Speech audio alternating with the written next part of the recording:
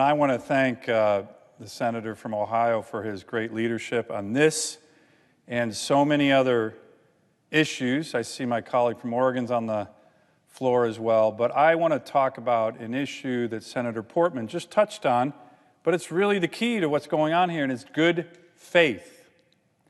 Good faith. Are negotiations happening in good faith, or are they not? And sometimes that's hard to tell. Sometimes there's posturing.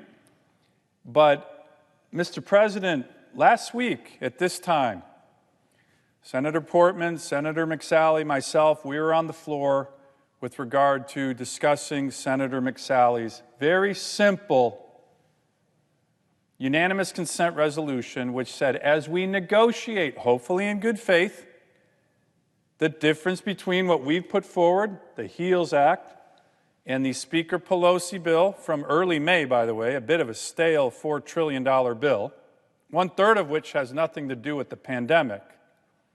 But as we are trying to negotiate in good faith, let's move forward with an extension of unemployment so people who are hurting can continue to rely on that. That happens all the time in the Senate. So what happened? The minority leader came down to the Senate floor and blocked it.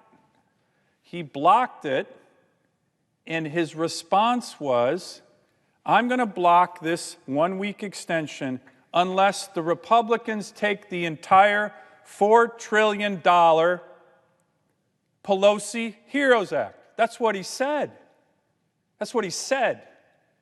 Now, if you're watching or paying attention, that is the definition of not negotiating in good faith, and every senator knows it. All 100 of us know it. That was not a good faith maneuver. What I predicted was the minority leader of the U.S. Senate, despite that maneuver, which is going to hurt millions of Americans, did it because he thinks the national media will give him a pass.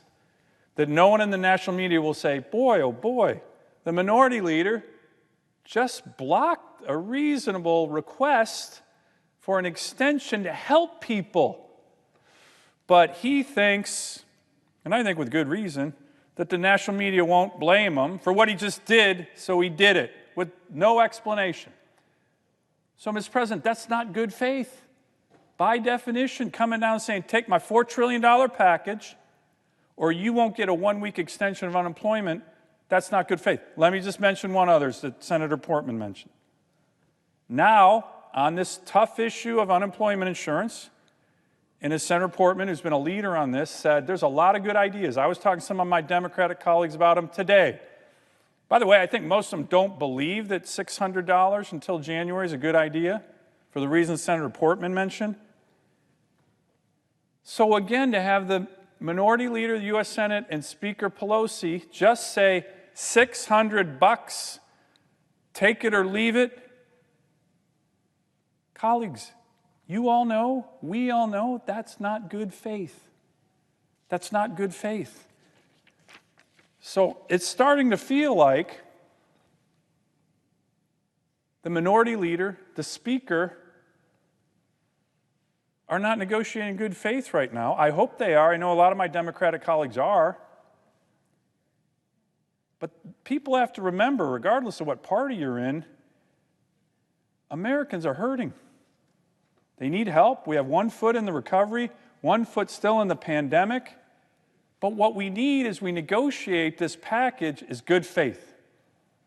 And so I want to thank my colleague from Ohio again for his strong leadership on this and so many other issues.